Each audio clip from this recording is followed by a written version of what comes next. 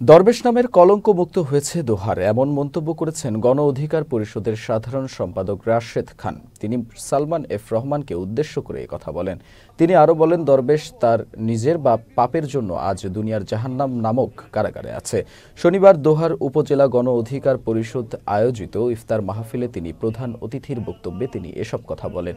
দোহার উপজেলা গণ অধিকার পরিষদের আহ্বায়ক আব্দুল জব্বারের সভাপতিত্বে ও সদস্য সচিব মাসুদ রানার সঞ্চালনায় এ সময় উপস্থিত ছিলেন গণ অধিকার পরিষদের মুখপাত্র ফারুক হাসান সহ আরো অনেকে।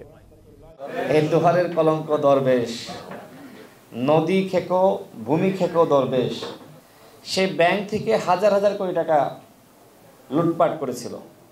সে ভেবেছিল যে এই টাকা দিয়ে আমি জান্নাতে চলে যাব, কিন্তু দরবেশ আজকে দুনিয়ার জাহান্নাম কারাগারে আজকে অবস্থান করছে।